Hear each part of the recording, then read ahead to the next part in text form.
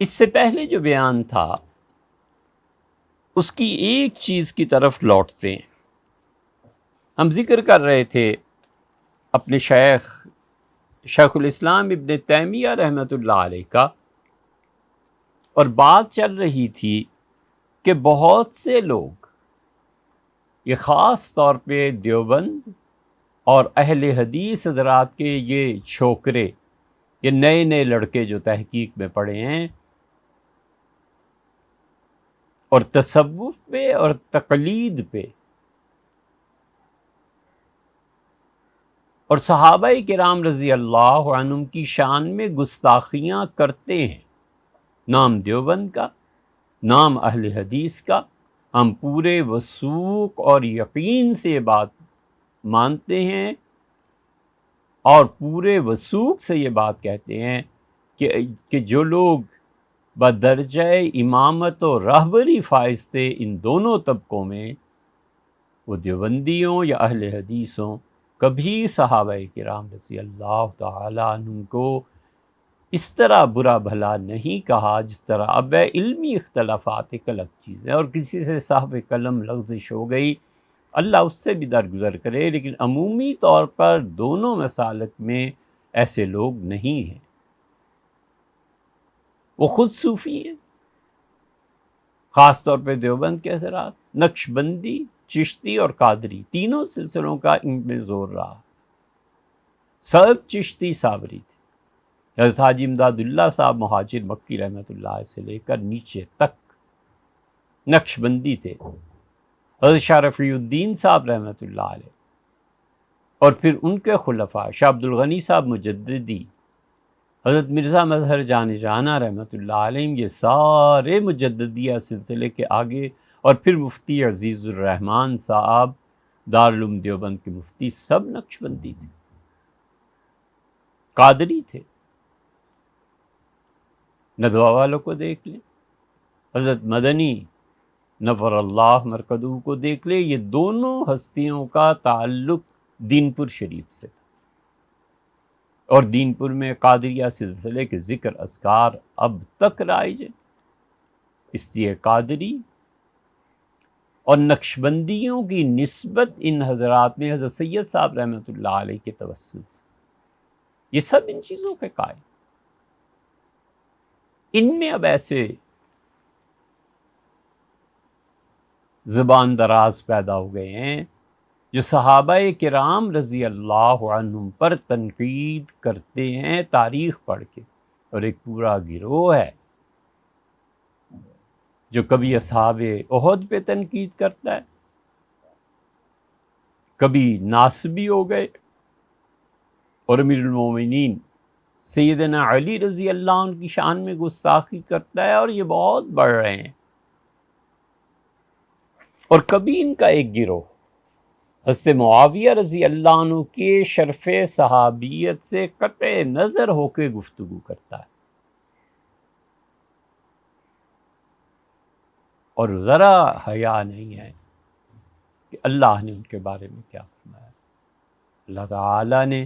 صحابہ کرام رضی اللہ عنہم کے متعلق بار بار یہ کہا ہے کہ رضی اللہ عنہ ورضوا عنہ، اللہ ان سے خوش ہے، وہ اللہ سے خوش ہے.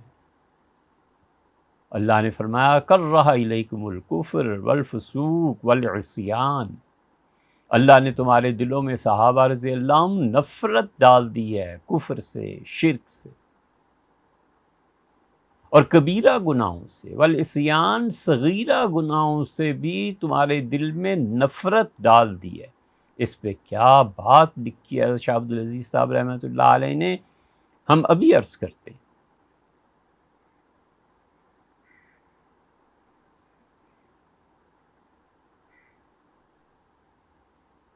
اور اللہ کہتا ہے اولئک هم الراشدون،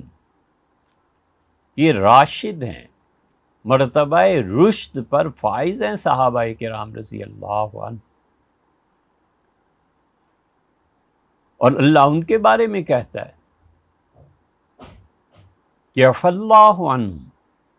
جو بشریت سے کوتاہیاں ان سے ہوئیں ہم نے سب معاف کر دیا. اللہ معاف کرے مگر ہماری زبانیں معاف نہ کریں، ڈوب مرے ہم۔ ہر وہ شخص جو صحابہ کرام رضی اللہ تعالیٰ عنہ پہ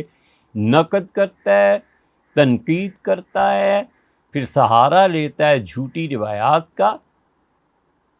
اس پہ کیا اچھی بات، یہ پہلے بھی عرض کر چکے ہیں، لیکن موضوع کی اہمیت کی وجہ سے پھر عرض کرتے ہیں۔ یہ ہے ہمارے شیخ ابن تیمیہ رحمۃ اللہ علیہ منہاج السنہ النبویہ فی نقض کلام الشیعہ القدریہ، یہ حضرت رحمۃ اللہ علیہ نے کتاب لکھی ہے۔ اگر آپ یہ چاہیں کہ اہل السنہ کے عقائد کو جانیں اور انہیں کتاب و سنت پر جانچیں، اور اہل تشیع خاص طور پہ انہوں نے اپنے عقائد میں کہاں کہاں کتاب و سنت سے انحراف کیا ہے اور ان عقائد کو پھیلانے کی کوشش کیا ہے جن کا بطلان واضح ہے، تو آپ کو چاہیے کہ آپ کسی استاد سے یہ کتاب پڑھیں۔ بچوں، ہمیں کوئی بھی حسد کچھ نہیں، لیکن ہم کہتے ہیں درس قرآن وہ دے جو اہل ہو، بس اتنی بات۔ ہم کہتے ہیں بچوں پڑھو، اپنے اسلاف کو پڑھو، اپنے اکابر کو پڑھو، پھر بیان کرو۔ اور تم پڑھو لکھو کچھ نہیں، رات بھر سوتے رہو، دن تمہارا اور مصروفیات میں گزرے، اور درس قرآن صرف زبان پر ہو، یہ مناسب بات نہیں ہے، یہ ٹھیک نہیں ہے، یہ اپنی عاقبت کو برباد کرنا۔ اور آپ کی کثرت سے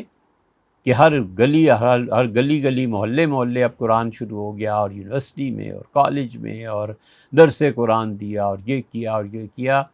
اس کی کیا خوبصورت مثال ہمارے حضرت تھانوی نور اللہ مرکزہ نے دی تھی۔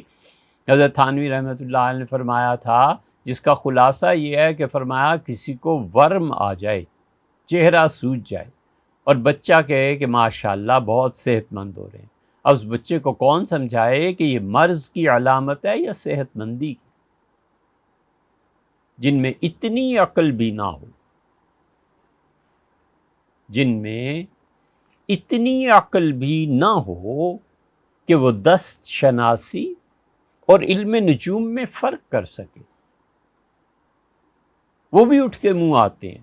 کہ حضور صلی اللہ علیہ وسلم نے فرمایا جس نے ہاتھ دیکھنے والے کی تصدیق کی 40 دن نماز۔ یا یہ کہا کس نے ہاتھ دیکھنے اور دکھانے کی؟ حدیث تو ہے علم نجوم کے متعلق۔ شاہ ولی اللہ رحمۃ اللہ علیہ اس مقام کے آدمی تھے، ہم مانتے ہیں حضرت رحمۃ اللہ علیہ کی اس بات کو کہ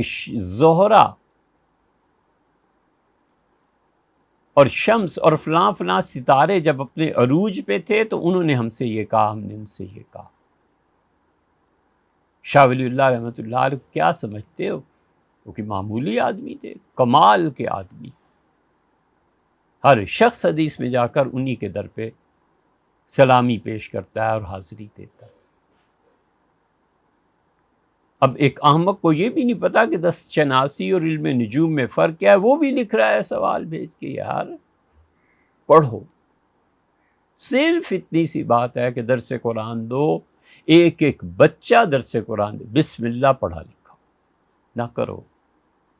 ضلوا و اضلوا، خود بھی گمراہ ہو جاؤ گے، لوگوں کو بھی گمراہ کرو گے، یہ نہ کرو۔ یہ اہل سنہ کی نمائندگی نہیں ہے، آپ کے اپنے جذبات ہیں اسلام کے لیے، آپ کے اسلام سے محبت ہے، آپ قرآن کریم کو پڑھنا پڑھانا چاہتے ہیں، اللہ آپ کو اس پہ اجر دے گا، لیکن اس کے لیے علم کی راہ پہ چلنا ہے، وہ محنت آپ کریں، پڑھائیں، بسم اللہ۔